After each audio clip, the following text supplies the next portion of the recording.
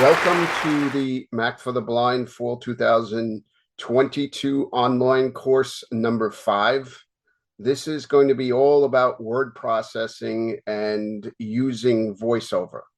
I'm going to talk about word processors and options, but as far as the material goes, it's really applicable to any word processor unless I say otherwise. Microsoft Word, of course, has to be different in some respects because that just wouldn't be Microsoft. But by and large, when I get into text navigation and highlighting and verbosity, those things will count really regardless of what word processor you choose. Now, for the purposes of demonstration, I'm using TextEdit only because TextEdit is, in my opinion, the most convenient and easy of the word processors to use. I know everybody has this, well, not everybody, but a lot of people have this tendency or this belief that you have to use either Pages or a Microsoft Word to have a really solid word processor on the Mac. And that's true to a certain extent. If you do need high-end formatting, you're inserting text boxes, you're inserting images, and you're doing a lot of, out of the ordinary stuff. Like I have 4 college students I'm working with right now who do require more advanced or sophisticated word processing. So they have no choice. They have to use Microsoft Word because that's what their specific schools require. But if you're just like me and your everyday word processing, maybe you're just writing reports here and there, or just material that you're distributing for cited consumption, then you can get away with TextEdit. Sometimes people don't, they equate TextEdit to Notepad or WordPad in Windows. And TextEdit is a full-blown word processor. You can, double space, you can set margins, you can italicize, you can bold, you can justify, you can insert tables. There are a lot of things you can do with TextEdit, and it's a little bit more of a smoother interface, in my opinion, compared to Microsoft Word or Pages, where there are levels of interaction and there are some things you need to be aware of. Like, for example, with Microsoft Word, you have that lovely ribbon that Microsoft loves to use. And then in the Pages, you have the format bar, which is basically, in my humble opinion, Apple's take on the ribbon. But, TextEdit, you really don't have that. You do have some stuff in the toolbar you can mess with, and you can do stuff in preferences, but a lot of things that can be done in TextEdit, if you take the time to learn the keyboard shortcuts, you can definitely do as a VoiceOver user. So let's first talk about some things about word processing on the Mac that is a little different from Windows, other than the exception being Microsoft Word.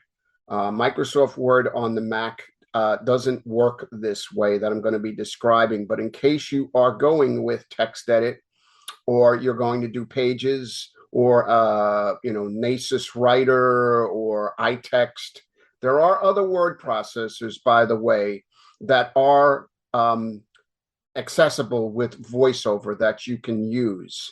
Nasus Writer, I don't know how it's actually pronounced. iText. There are other ones, if you look on the Mac App Store, that are available. Sometimes people like to use different word processors for different reasons. Like I'll use iText sometimes because iText can open EPUB. And I think it opens PDFs, or it was able to. I don't know if it still does or not. And there used to be a great word processor called Bean.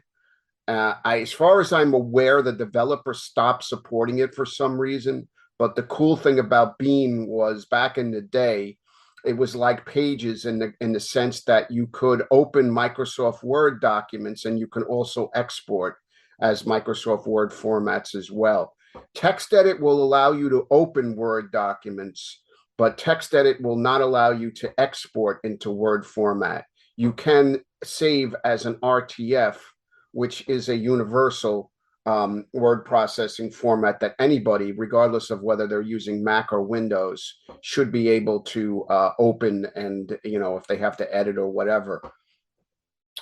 Now, the thing about you'll notice with Pages or TextEdit is there are some features that Apple uses. For example, what's called the autosave and version history. Now, this may not be important to the average user. I've worked with, I guess, a half a dozen different published authors over the last 12, 13 years I've been doing this. A few of them actually have several books available in Audible and some other places. Notes is actually a powerful word processor too. It does Yeah, just that's true. almost as much as text Yeah, edit with the keyboard shortcuts and everything too. So if you want something even more simplified, I would use notes and yeah, just, that's true because Apple has definitely kicked up the features and the things you can do. Like people think of Notes back years ago where it was just a simple scratch pad, right. and it's I do a become lot of so my much stuff in more. notes first and then paste it into pages or text edit because I don't want to deal with that sidebar or the toolbar, the extra stuff that you have to find. So sometimes I'll do it in notes first, then paste it into pages or text edit and then, make it more fancy than I need to. But text edit and notes, them are my first go-tos. Yeah, that's a good point. It's funny. I haven't really looked at Notes more beyond just like using it for, because it syncs over to the iPhone. I love to put stuff in Notes that I also have available on my phone. So, like my Helen Keller clients, when I need their travel information, their address and phone number that I can pass along to my driver, I'll do that from Notes because I can then access it on the iPhone and I can share it with my friend's wife, who's my driver for my local jobs. All right. So, like I was saying about the autosave feature, what this allows you to do is basically the moment you start a new document in an Apple word processor. So I'm specifying here an Apple word processor, something that is Mac compatible and that I guess kind of it goes with what Apple used to call the modern document model. I don't know if they still refer to that. It used to be years ago. It was kind of like a big deal in the training guide that, Apple was referring to the new way of word processing as the modern document model. But I don't know if they're still touting that anymore. But as if word processors kind of conform to Apple standards, you will notice on the file menu. So when you open up TextEdit or Pages and you do a VOM for the file menus, go to TextEdit here. TextEdit, daily. And I'm going to go to the menu bar. Menu bar, Apple. And I'm going to VO TextEdit, right arrow file. to the file menu. And I'm going to go down and just listen to your options as I go down the file menu. File menu, new command. Open ellipsis command, open recent, close command, save command, duplicate command shift, rename ellipsis, move to ellipsis, revert to, submenu, import from iPhone, export as PDF ellipsis, share, submenu, show properties command option, page setup ellipsis command shift, page. So you'll notice there's some differences from what you might be used to in a Microsoft Word. One of the things that might jump out at you is duplicate. You might the move command, the revert command from the menu, from the file menu. These are things that you don't typically see in other word processors. So the revert command refers specifically to the autosave. So the moment you create a document, the system starts to reference that document. So even if you haven't named it, it's still technically called Untitled or Untitled 1 or Untitled 5 or whatever the case may be. And there is a hidden file in your root directory that actually keeps track of your autosave history. Now, the thing to remember is that as you continue to work on a document, whether you open it through Finder, you do Command S to save it, you close TextEdit or Pages, the system will save these reference points for your document that become part of its version history. Now, the version history is only maintained if you keep the file in the same location in which it was created. So in other words, if you have a specific folder that you use, that you create documents, as long as that document resides in that folder, it will continue to maintain a version history forever, how long you edit that document. However, keep in mind that it is not saved if you move it to a different part of your hard drive and then start working on the document, or if you share it with others. In other words, if you send it as an email attachment, or you use AirDrop to share the file with someone, when they open that document on their Mac, it immediately starts a version history anew. So in other words, they're not going to be able to see the changes that you've made to that document. So that is the one thing you have to keep in mind about the autosave feature. However, as long as you're using it, you can always go back and make changes to, bring back, like, let's say, one of the things that happens to authors, according to the people that I worked with, is writer's block. And you may be writing something, and then you may go for a couple of days where you're just kind of going through the motions, and you add a chapter or two. And then one day you just kind of look at it and go, holy cow, what was I thinking? These last two chapters are complete garbage, or they really need to be changed. And I like the way it was going prior to this past weekend. So you could literally go back in time and you can look at past versions of that document, and you could revert it to a past form of the document, or you could cut and paste pieces from a previous document and paste it into the present document. So it's kind of a sub part of Time Machine. It uses the Time Machine feature, and it uses the Time Machine interface for being able to look at the version history. So that would be under the print ellipse page, show prop, share, export, import from, revert to, submenu, revert to, last opened, last saved, last browse all versions ellipsis. So you have options in the revert. Last saved, 10/10 saved version, and it will tell you the date. So last saved, 10/10/22, 1:28 p.m. Or last opened, 12/11/22, 10:09 p.m. So, these are and then you have browse all versions ellipse. Browse all versions. And this is where the Time Machine interface would come into play. Login items, background items. So let's see if this will actually work, because this is a huge document that I have had for literally years in the same location. It's browse all versions. It's called daily text edit. It's called daily notes.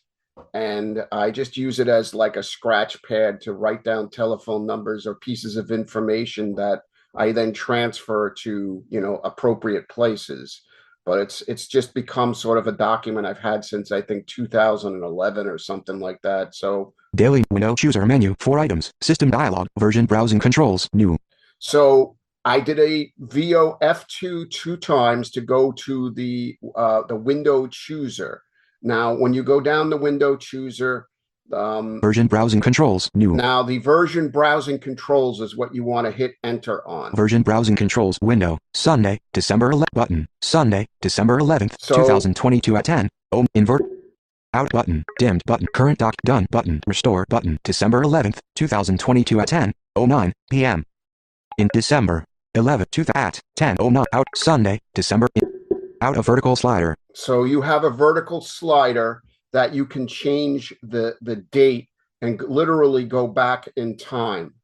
Now, this document's going to take a while to populate because, like I said, it's a massive document now at this point. But like I said, it's been around for over 10 years. So it's got a pretty massive version history. Inverted Sunday, Friday, so December, Friday, December 9th, Friday, Tuesday, November 22nd, Tuesday, Thursday. So I'm just VO down arrowing, through my past histories. And if I wanted to see this document for any given date, I would stop interacting with the login items, slider, and I would go back to the window chooser menu. Out a vertical slider. Version window chooser menu, system version browsing control, daily notes.reft, current document. So that would be the current document that I'm looking at. So it would show me what that document looked like back on November 11th or whatever the date was that I was just looking at. So this would then allow you to see the document exactly how it existed back at that time. So again, if you are writing a project, you're doing a project for yourself or collaborating with folks, you could literally go back in time and see how your document appeared, and then you could cut and paste things from the past, or you could simply revert it back to its, to what it looked like, X amount of days ago. So it could be a useful tool in word processing. Again, though, how many of us really would be using this on a regular basis? I don't know. I've used it a few times. I've been involved in writing some projects up and stuff, and I have gone back in time and I've looked at documents and how they appeared, a few days ago in the past or whatever. But it's not something that I use every day, but it's something to be aware of. Edit text insertion at end of text. Int font. Okay. New line. New line. New line. All right, so I just cleared the version history here window. So that's how your autosave works.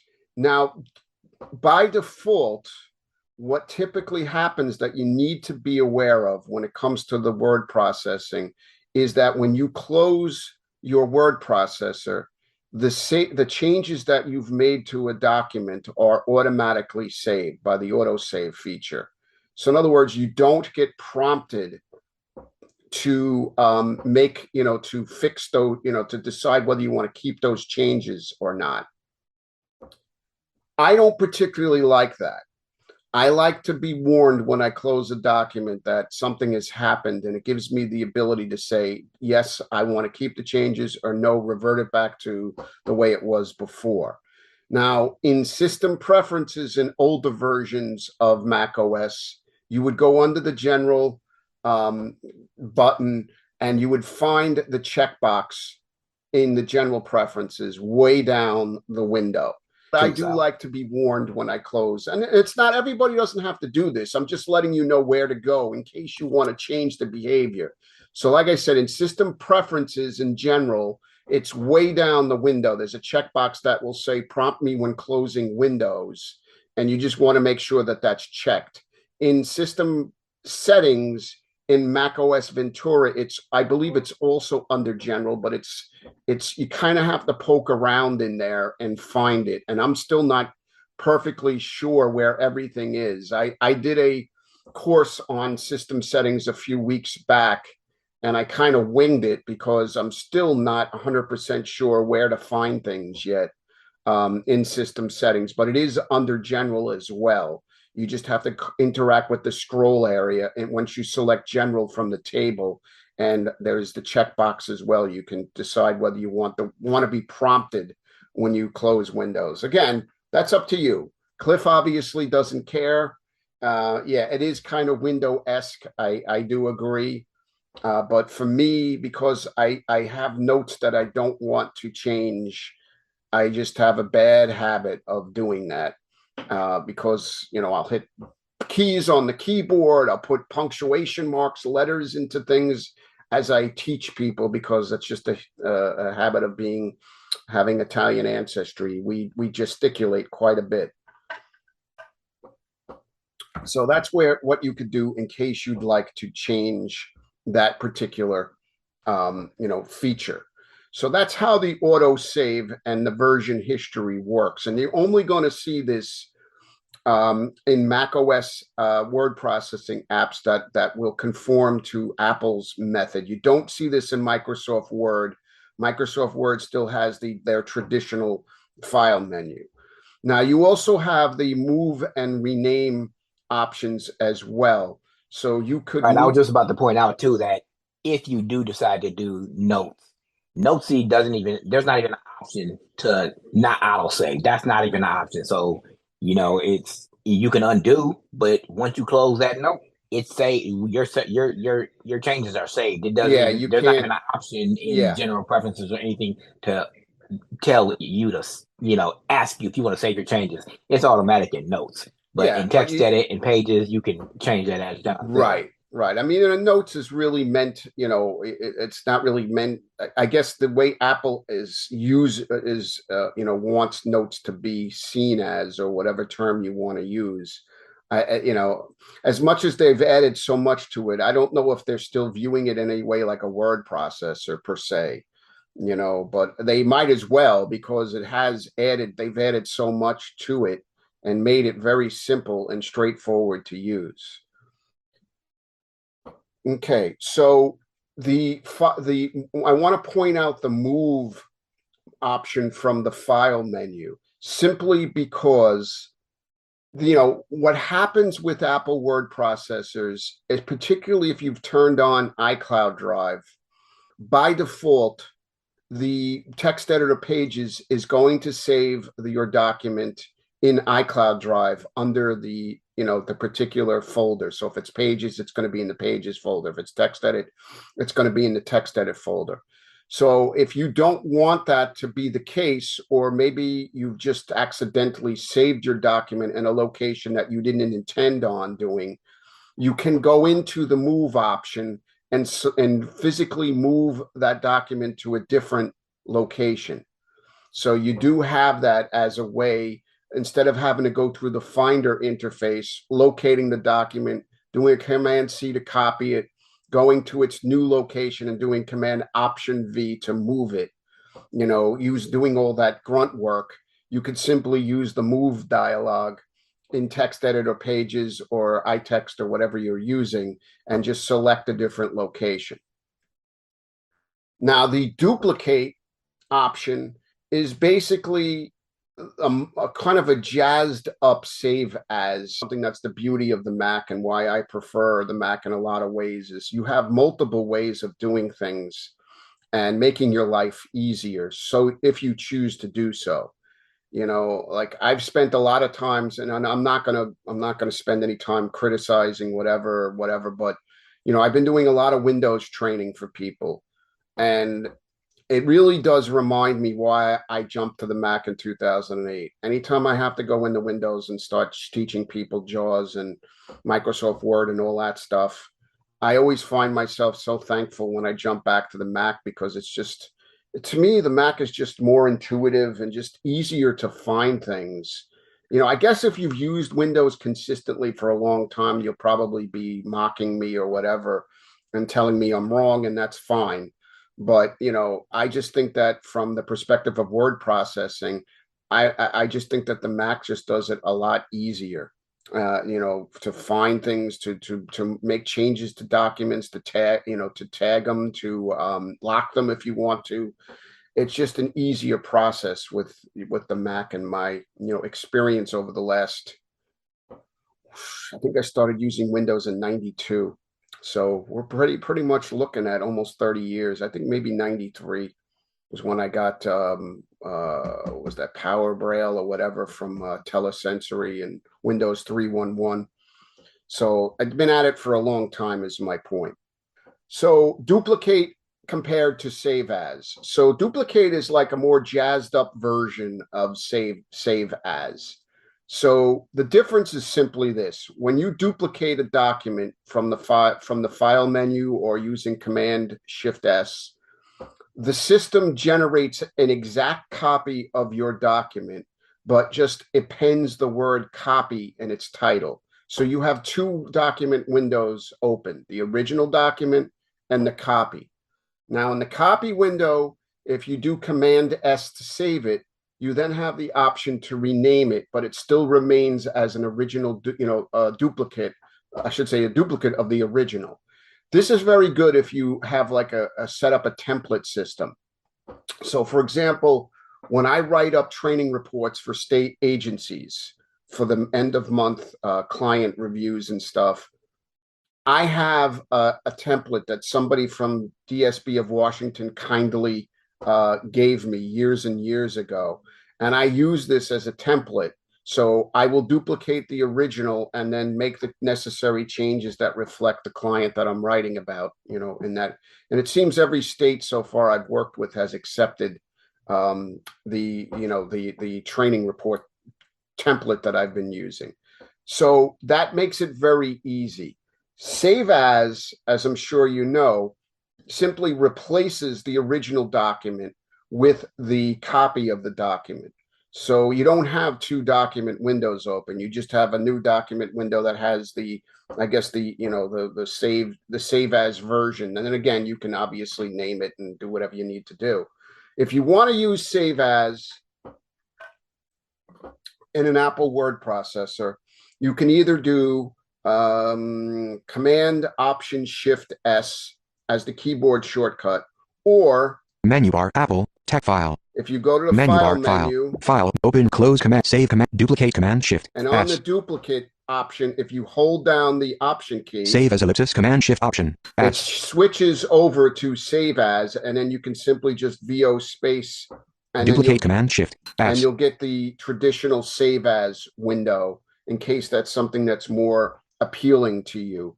I love duplicate. I don't use save as at all. I have to still use it in Word because there is no duplicate in the Word version for Mac. But I love to do this in text edit, as I said, with training reports, for example. So when you do a new document, Edit text. so I'm just going to do Command N here. So now we have a blank document. You can hear,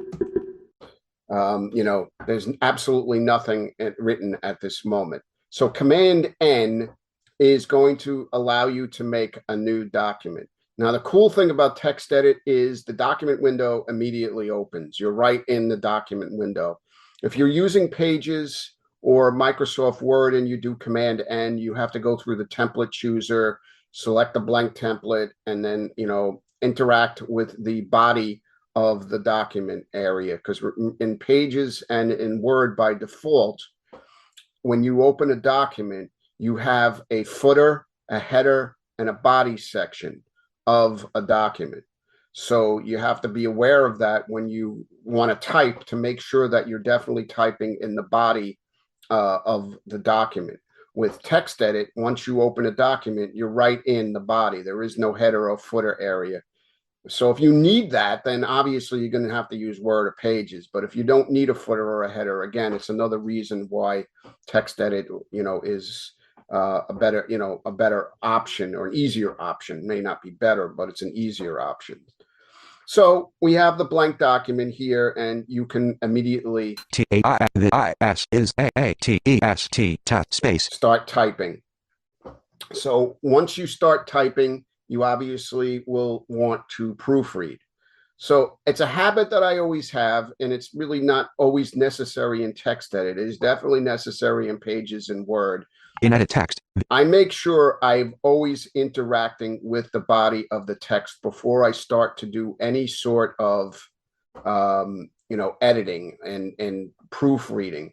Only because if you don't interact, you can find yourself navigating out of the document window and into other areas of the screen, which may not be a good thing. So I always make sure it's sort of one of these things. You just make sure that you always interact before you start.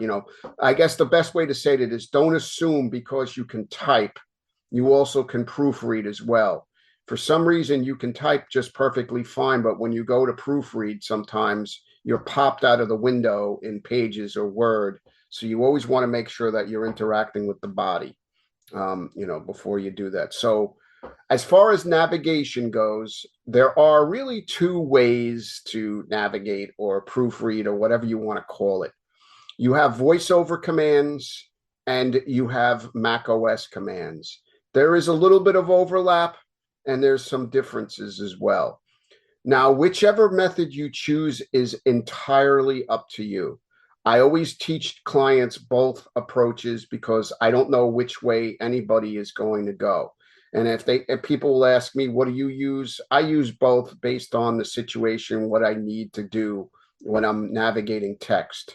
So the advantage to voiceover, in my humble opinion, is you do have more document navigation, particularly if you use a full-sized keyboard. I know a lot of people have laptops. The problem with the laptop is it lacks the home, the end, the page up and page down keys. When it comes to voiceover navigation, that could be advantageous to have them, particularly for sentence and paragraph navigation. You can kind of sort of do that a little bit with the laptop keyboard by way of adding the FN and the shift key to your arrows, but it's not a really easy solution. The other way you can handle this in a laptop environment is to create a keyboard shortcut in the keyboard commander for, read next and read previous. I should say go to next and go to previous paragraph, go to next and go to previous sentence. So that is a way you can create your own keyboard shortcuts in the keyboard commander if you really do a lot of text navigating and proofreading. So basically, we're going to start with the voiceover keys here. So the VO home key takes you to the top of the document. VO end will take you to the very bottom of the document. Now, VO shift right arrow THIS reads one character at a time forward. VO shift left arrow SIHT reads by character backwards through your text. If you drop the shift, think of shifty characters. You drop the shift, you can do VO right arrow. This is a test. Or you can do VO left arrow. Test A is this. So you can go backwards word by word. Now, if you do VO down arrow, you'll move down one line at a time. This is a test. Which I only have one line of text here, but VO up arrow, VO down arrow will move one line at a time through your document. So I'm just going to write a few other things here just so we have more to work with. Work new line.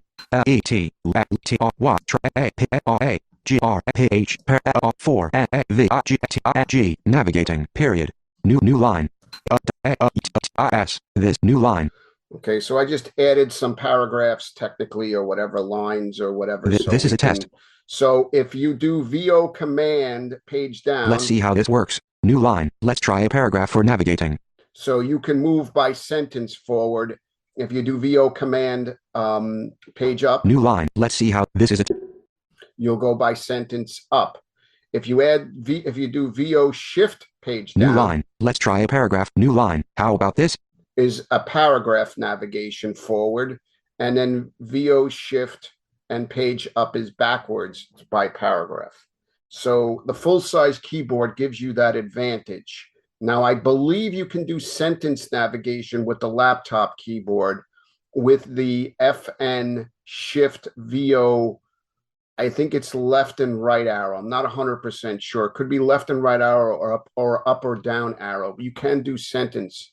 I'm not sure if you can do paragraph navigation with a laptop keyboard easily. Again, the solution to that, as I did on my MacBook Pro, is I just came up with the keyboard commander shortcuts using the number row. So 1, 2, 3, and 4 from the number row. If I do right option 1 or right option 2, I will go to previous or next sentence. If I do right option 3 or right option 4, I go to previous or next paragraph. So you can do that as an alternative. You also can use the quick nav rotor if that's another thing. If you fell in love with quick nav, it does work in word processing as well. Quick nav on. Paragraphs, sentences, lines. So I'm just turning the rotor. Misspelled. Lines, sentences, paragraphs, navigation. So you can definitely navigate as well using your quick nav. So that's another method you could use if you don't want to use the voiceover actual keyboard navigation commands, because sometimes people will say, oh, there's just so many keys involved, which always makes me laugh because it's not like JAWS or other Windows screen readers don't have a million keys involved in their shortcuts either. So quick nav off. Just going to turn it back off again here. So the other thing you can do with voiceover that you can't do with Mac OS keyboard commands is what's called reading commands. So in other words, you can kind of see what's going on without physically moving your cursor. So this is T. I'm on the top of the document, so this is a test. So if I do VOC, hello. T. Okay, why isn't that working? Oh, okay. This, THIS, VOW works, but VOC doesn't. T, Oh, there it goes. Tango, All right. So VOC will read the character. If you do it a second time, T, Tango, it will read you the character phonetically. So VOC reads the current character that the cursor is on, and then the second time reads it phonetically. If you do VOW, this, it says the word. If you do it a second time, THIS, and Tango, Hotel, India, Sierra. third time will spell the word. So VOL will read the whole line. This is a test. Let's see how this works. Okay, so that's the entire long. VOS will read the sentence. This is a test. VOP will read the whole paragraph. So if you just remember those first letter, for each thing, sentence, paragraph, line, VO and that letter will give you access to reading by that chosen segment without physically moving your cursor. So if you want to get like context where you are in a sentence or where you are on a paragraph without physically moving from your location, those read commands can be very helpful. So that's some of the things you can do with the voiceover navigation. Now, Mac OS, if you look up, the interesting thing is if you look up, and I have a link on my website to the latest, I don't think I have Ventura. I got to go and add Ventura. But there is a list of overall Mac OS keyboard shortcuts. And if you kind of read through them, they make reference to a whole bunch of different text navigation commands by way of the keyboard. Well, unfortunately, most of them don't work. And I'm not sure if it's a mistake or they just don't know, or it could be my particular laptop or whatever. But most of the keyboard shortcuts you will discover don't work as advertised. So I will go over the ones that I do know work for sure. So moving by character is very easy. Left or right arrow by itself. THIS, SIH, If you add the option key, so option left arrow, option right arrow. This is a test. Test A is this. That will do word. Okay. Option up arrow, option down arrow will take you to the beginning or end of the current paragraph. Command up arrow, command down arrow will take you New line to the top or the bottom of the document. It's basically the same as VO home, VO end. If you do this is a test. VO right arrow, command right arrow Works. will take you to the end of the sentence your cursor is currently in. This. And if you do command left arrow, that takes you to the very beginning of the sentence that your cursor is currently in. So those are some of the Mac OS commands that you could use, which are a little less key intensive than voiceover, but not, in my opinion, as useful, especially if you want to navigate and proofread by, sentence. I do a lot of proofreading and stuff for reports, and I like to be able to read by sentence and paragraph just to make sure that I've actually typed something that's coherent.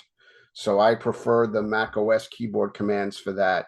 But for general, just like going through documents sometimes, it's easier, obviously, to do some of the Mac OS commands. So that's why I teach people sort of both approaches, because this way you can make your choice, whether you like, the voiceover method or you like the Mac OS, or you want to be like me and sort of kind of use them both accordingly. Now, once you have your document, you want to save it. So Command S, just like Control S in the Windows world, Command S will open the save dialog. In dialog, save, untitled.rtf. So by default, it gives you an untitled blah, blah, blah. You can overwrite this simply by typing the name of the document. I'm not particularly interested in saving this, so Tags. I'm just going to go to the right, VO right arrow. Tags. Tag Cliff editor, has joined edit. the meeting. So there you have your tags, as Cliff alluded to earlier. Now, tagging is something that I started to kind of get my mind wrapped around years ago when they introduced it. I don't remember if it was Mojave or something like that. It can be very useful if you're a very organized person because you can have multiple tags. You can tag items in a variety of different ways. Um, and really help you search for documents or be able to kind of sort your documents in a lot of different ways. There is a take control book. I know a lot of you guys who've been on other calls with me know that I often do bring up the Take Control book series from takecontrolbooks.com, and they do have a take control book on using tags and organizing your Mac. I don't remember exactly the title off the top of my head, but if anybody's interested, you can just write me a quick email and I'll look it up. I think I own it. I usually own most of the cool stuff that they have for the Mac and iOS. In fact, I would recommend checking out that website. They have holiday specials going on, discounts, 10, 20% off of books. And the books cost $5, $10, maybe $15 at the most. They're not designed for technically, people who want technical jargon. It's really for the average user. Very straightforward and well written by experts who've been using Macs and iDevices for millennium at this point. So, you definitely want to check out. They have a whole bunch of different stuff. Take control of Mac OS Ventura, take control of iOS 16, take control of Pages, take control of Numbers. You can find tons of their books, but they definitely have one on tags and organizing your Mac. Back, dimmed button. So I'm just going to VO Forward, right arrow dim here. column view menu button. So then you have your column. Change the item downloads. Where? Pop-up button. You eventually come to a pop-up menu. Now, what this does is this keeps track of A, the last folder in which you've saved a document, and B, it keeps track of the last 6 or 7 folders. So you can quickly access folders if you are the type of person who has maybe a few different locations they like to save their documents. So you could use this pop-up menu to choose any of those, as long as it's under 6 or 7, I forget what it is, you'll be able to find that. But if you need to, you can keep going to the right. Show less options. Sidebar, table, downloads. You just like a Finder window, you have the sidebar, vertical folder shared with file, column view, and the browser. So if you needed to choose a specific location other than the one that's being shown in the pop-up menu, you could go use the sidebar to pick your documents folder, your iCloud drive, and then you could pick the browser then to navigate to a subfolder within the structure and choose that. And if you keep going to the right, search text field, file format, rich text document, file format. File format. RTF is the default. New folder button. You could choose to do a new folder if you wanted to. Cancel button. Cancel. Save button. And save. So it's a pretty standard save dialog. When you go to save your files, and then once it's saved the first time, and anytime you do Command S, it will just create a reference point and just save the document again. The one thing, again, I'm not mocking Windows before anybody thinks that's the case. The one thing you have to remember on the Mac, you don't have to continuously hit the save command like you do in Windows with Word, because you develop a sense of paranoia as far as Windows crashing, your screen reader crashing, and losing content that you've typed. On the Mac automatically saves your changes anyway as you type along. So even if you get a power failure or the battery completely dies on your laptop without you knowing, your document is going to be saved anyway. So you don't have to, my point is, you don't have to continually keep hitting, the save command over and over again. It's funny, to this day, I still find myself occasionally doing that, just out of habit from many years of using Windows word processors. As a matter of fact, I've had instances where my Mac would crash, and when I started back up, that text edit document is still open. Yeah, well, because the other part of the resume feature is that the Mac will remember what you were doing prior to shutting down, or if you had a crash. So you will usually reopen all your work the next time around.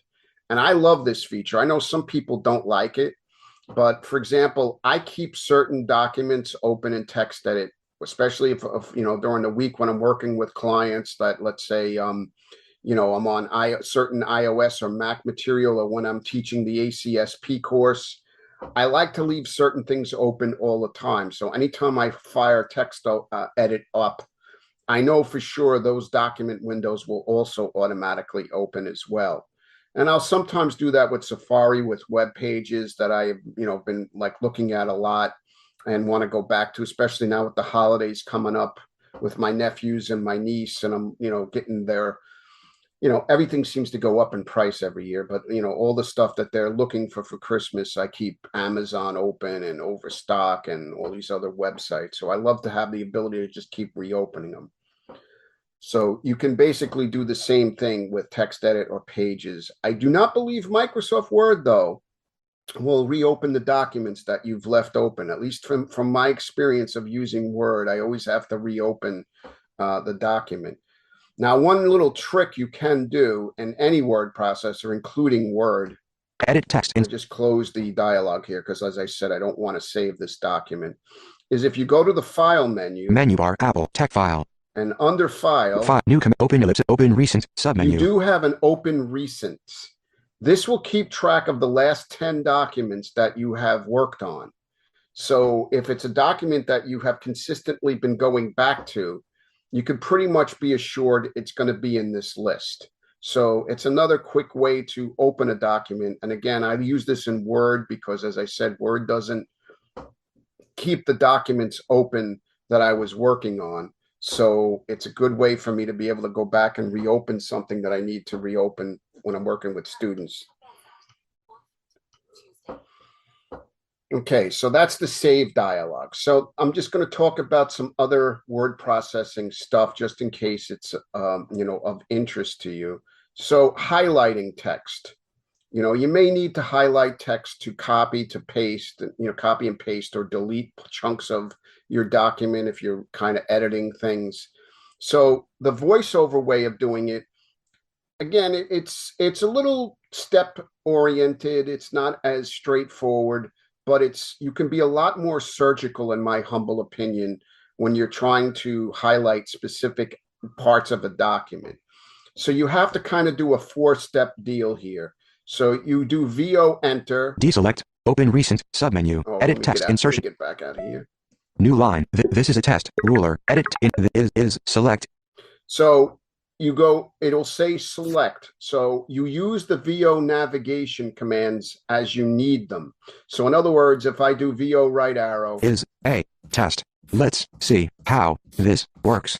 It's highlighting as I go along because I hear that little swishy sound. Now, I also can verify what's highlighted with VO F6. No selection.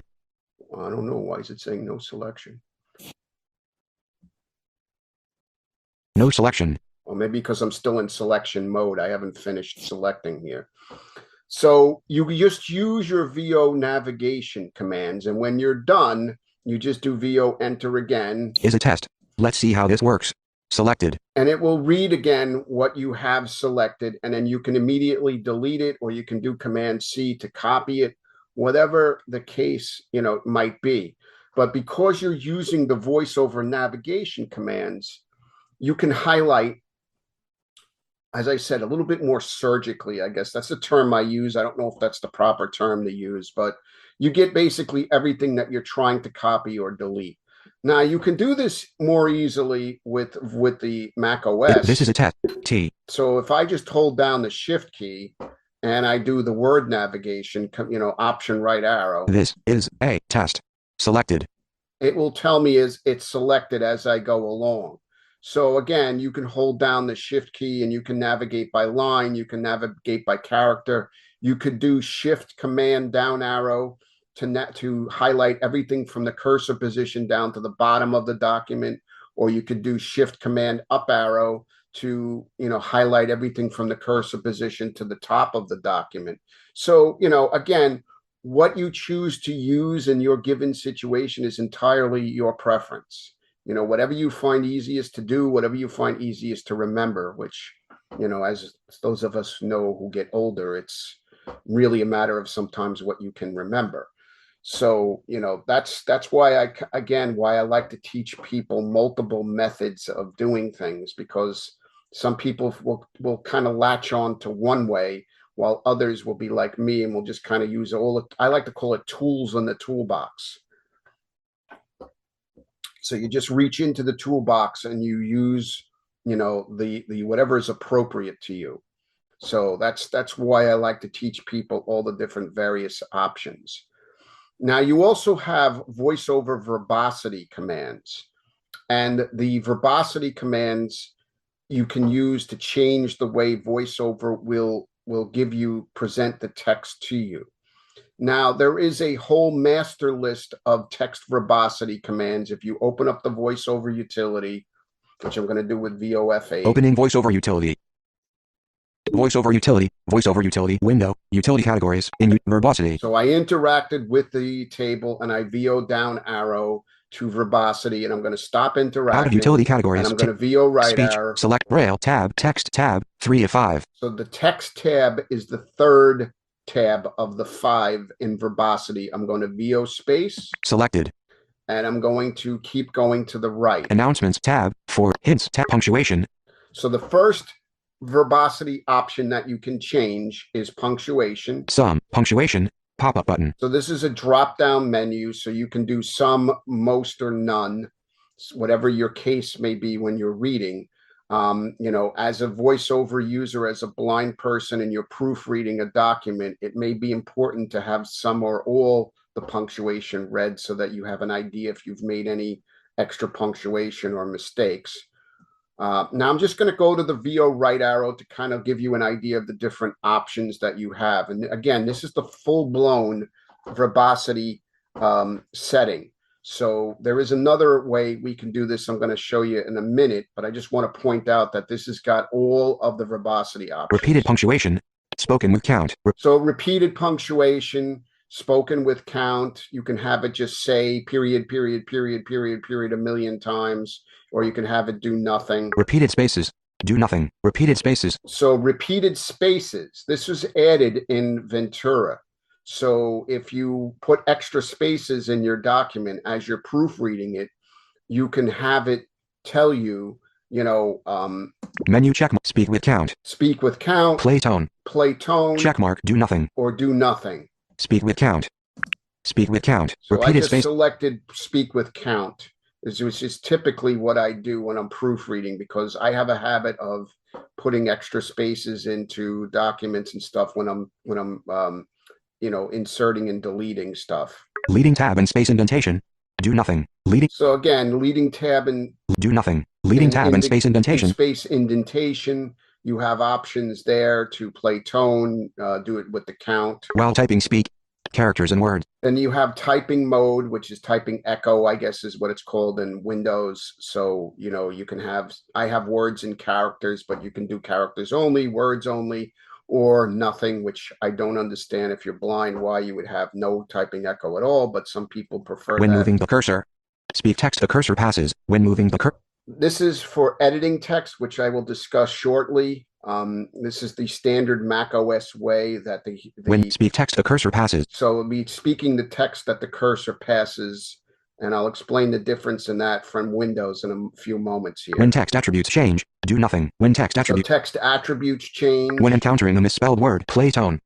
These are all drop-down menus, so you pop-up menus. So you basically VO space and choose your options from these menus. When encountering a link / play tone. When encountering. And this is all preference. If you notice, I do a lot of play tones or do nothings unless it's something important. I like as less chatter with voiceover as I possibly can get. Only in certain instances do I like to hear, like for the spacing, as I'm proofreading. Read numbers as words. Read numbers as words or digits. So choose how to speak number. 536 or 536, for example. So if you're doing math equations, you might want to change this to digits, for instance. When reading a capital letter, play tone. When reading a capital letter. When deleting text, change pitch. When deleting text. So when you're deleting text, I just have it change pitch. It goes to a much higher speaking pitch when I'm deleting over characters. Help button. And then you got the help at the end of the preference window here. So that's the full-blown verbosity settings that you could go into the voiceover utility and change. However, I'm just going to do a command Q. Text edit. Untype. Go back to text edit. If you do VOV, so Control Option V or Caps Lock V, if you're using Caps Lock as your preference, as your voiceover modifier choice. Speech verbosity level menu. 3 items. On item medium. So you'll notice that this little pop-up window will kind of appear. And if you use your left or your right arrow by itself, so I'm just going to use the right arrow. Braille verbosity level menu. 3 items. Punctuation menu. 3 items. Typing echo menu. 4 items. On item characters and words. So you can change by going up or down arrow on any setting. Words. Characters. Nothing. Characters and words. So you can just easily make changes just using your single arrow key. Text attributes menu. 3 items. Numbers menu. 2 items. On capitals menu. 4 items. On item play tone. When status changes menu. 3 items. On item play tone. Speech verbosity level menu. 3 items. And it circles back around again. But you notice a lot of the ones from the main voiceover utility are missing. So this is kind of an abbreviated list, but I guess what Apple considers to be the most important verbosity choices that you might need in a document. So once you've made your changes, you just simply hit escape. Stop adjusting speech verbosity level. And it will go back to where you were prior. So those are the two ways that you can you can deal with verbosity. So this is again up to you. As I said, I like less chatter. Some people might like to be here. They want to hear everything as they type or as they proofread. Every time it says capital letter or whatever link or whatever, that's fine. Everybody's different. So you have the ability to kind of customize voiceover to work for you. Now, as far as inserting and deleting, this is different than Windows. I'm sure we have a lot I'm looking at the names of the people who are in this presentation, and I know some of you guys have been Mac users for a long time and you've kind of gotten used to this, so you know what I'm talking about. But for those of you who might be new to the Mac or considering switching, you got to remember that dealing with text by default is different on the Mac side than it is in Windows. So everything to the right of the cursor is how Windows generally works. On the Mac, it's different. It's the last character that the cursor passed over that is spoken. So what I mean by that... This is a test. T. So I'm on the... T. H. I. S. So as I'm going along here, the cursor is passing over these letters. So let's say... S. S. S. I. I'm going to delete the letter I. So we have... T. T. H. S. So we have THS now. Now, let's say I wanted to insert the letter I where it's supposed to go. So if we start at the beginning of the word, now I'm just going to the right. T. H. Okay. S. So where you put the letter I is going to depend on what direction you're going. S. So if I'm going forward, when I hear the letter H, T. H. I can put the letter I. S. And it will be put between the S and the H and the S where it belongs. So in other words, as I'm going to the right, as long as that letter is spoken, that last letter is spoken, that's when I would insert my I. If I was going backwards, so I'm just going to delete the I here for a second. Oops. I. S. Yes. H. T. H. S. So if I'm going backwards and I just hear space S, the letter S, I can insert the letter I right there because the S was the last letter it passed over. So now my cursor position is technically between the H and the S. I. So now I have this. So direction is, my point here is direction matters. You have to be aware of what direction you're going. If you've used iOS, by the way, even though you're doing flicking up and down and such, this is still the same principle. And from my understanding, and I can be corrected, but I'm pretty sure I've heard sighted people tell me that this is how the cursor behaves from the sighted interface as well. So, the Mac is more close, I guess, than how a sighted person, when they're editing text, deal with it. And this same principle, by the way, is also for deleting text as well. You want to make sure you know what direction you have moved or passed over the text before you start deleting. What I typically suggest to people is do a test document. Just open a blank text edit document like I just did and just type jibber jabber and then just practice inserting and deleting until you get the hang of it. Now you can go into the voiceover utility verbosity settings and change the option to be like Windows, where it's to the right of the cursor.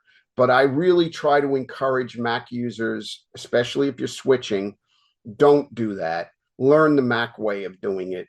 It's not difficult. You just got to give it a little bit of time. Yeah, did it trip me up in the beginning a little bit? Yes, it did. But, now I'm having the opposite issue where when I'm working in Windows, I'm trying to do things the Mac way.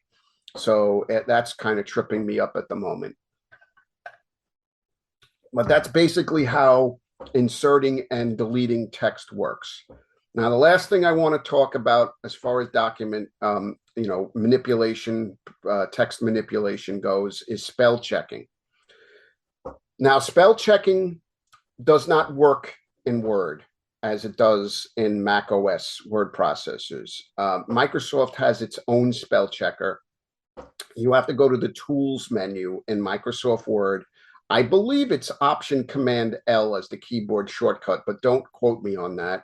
But if you go to the Tools menu under spell checking, you can start there. If you're used to the F7 dialog in Windows, that's what you're basically going to get on the Mac side. Now, for Mac word processors, there's a few ways you can spell check. The universal spell checker for Mac OS is the Command Shift semicolon or Command colon, and that opens up the equivalent of the full-blown, the spell checker that you would see in Windows. And I don't think I misspelled anything here. New line. So New L. let me E. see if I can. E. T. Right F space T R Y space A space P A R A A O G R A P par F. Let me just see if this is going to work here. Paragraph. Okay. All right. So, you can either do the universal spell checker with Command Shift and semicolon or Command colon. And it will be like the Windows universal spell checker where you have the misspelled word and the list of alternatives. And you can use the tab key to go through your add to dictionary or ignore or change, etc.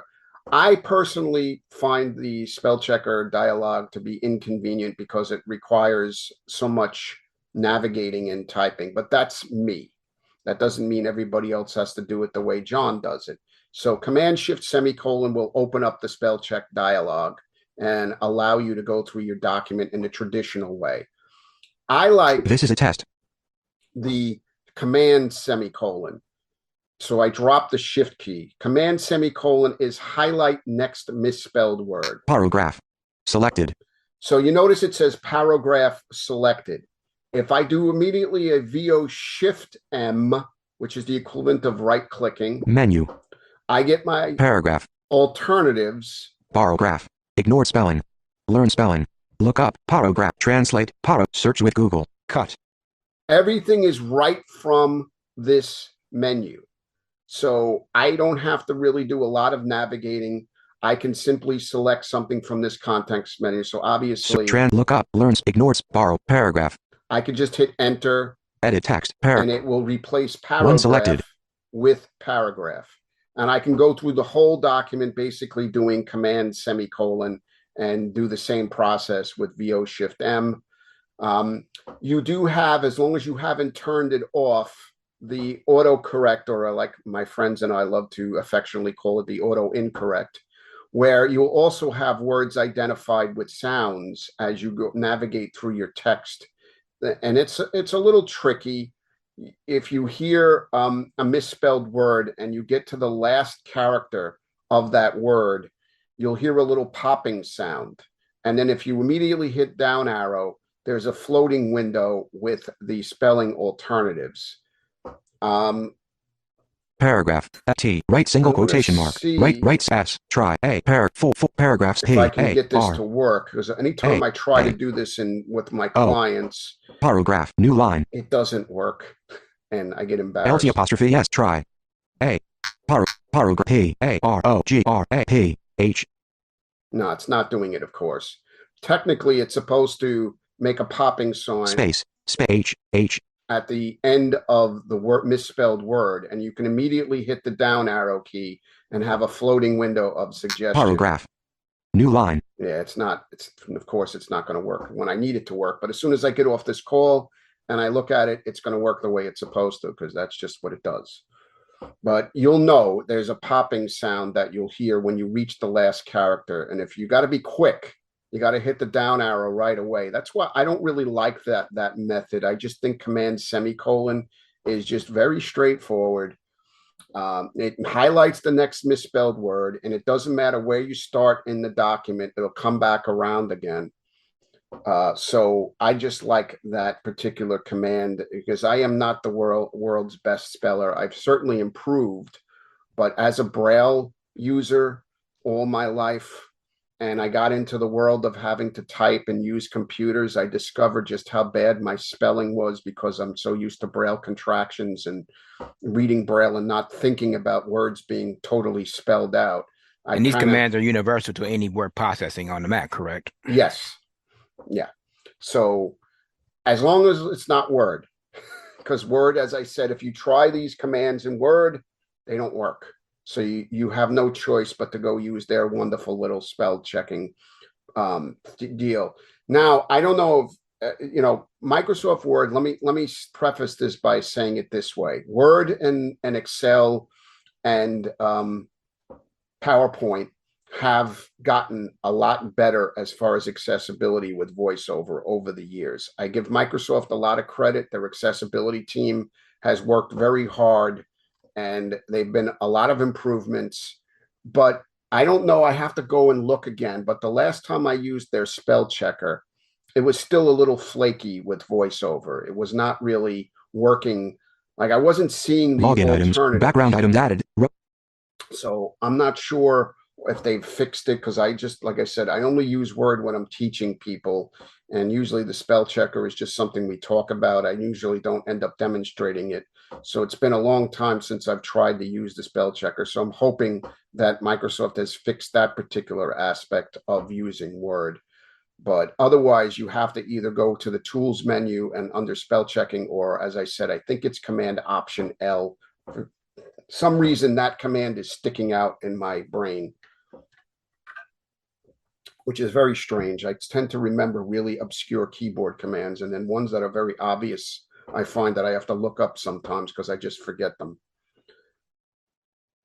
All right, so again, this was really just a crash course on word processing. There is obviously far more layers involved, and a lot of stuff that it may be specific to word processors themselves. So for example, Pages and dealing with the format bar in Pages. What I will say is this: Pages is accessible. It's completely accessible. You just have to know where to look for things.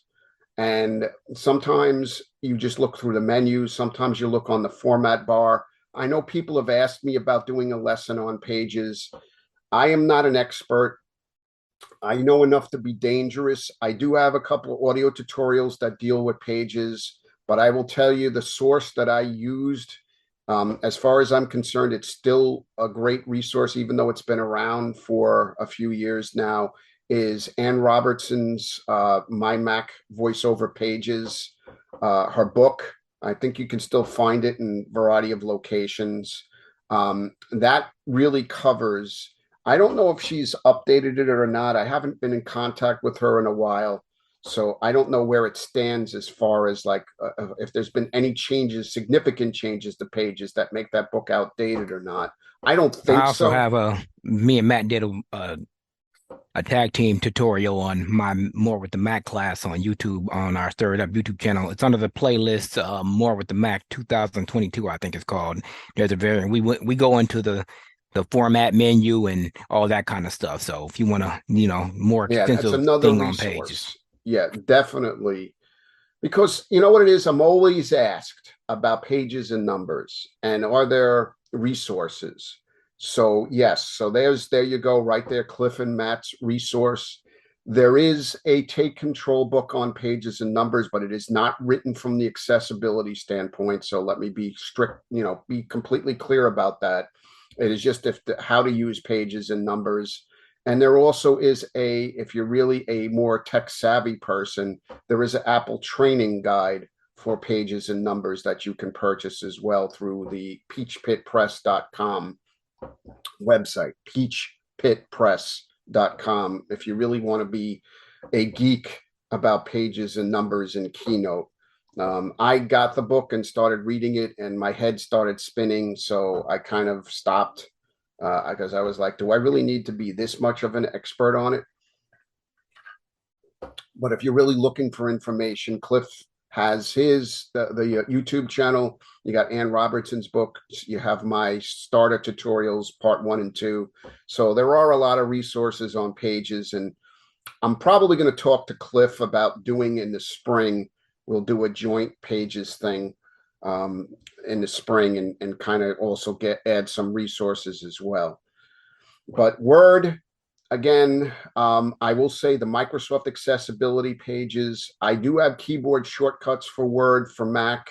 I do have keyboard shortcuts, a list, I should say, for the Mac version of Word, the Mac version of Excel, and the Mac version of PowerPoint. So if you want that list or all those lists, send me an email to ask me, and I'll send them to you. I just basically took them off the accessibility Microsoft accessibility website. If you do an internet search for keyboard shortcuts for Word for Mac or keyboard shortcuts for Excel for Mac, you'll find the same material that I downloaded. I was about to say I did the same thing when I started working for Target back in August. I have to use Windows, so I had to know what I was doing over there. So I had to download those same shortcuts. Me too. So there you go if you need them. But Word is a critter of its own. Again, I know enough to be dangerous, but I'm not by any an expert, because I've been asked privately by a couple of people if I would do a Word for Mac course. I'd love to be able to do it. I don't like to do courses if I don't feel that I'm going to do it justice for people. I don't want to shortchange people, and I don't want to end up giving anyone the wrong information. So there's all your word processing basics.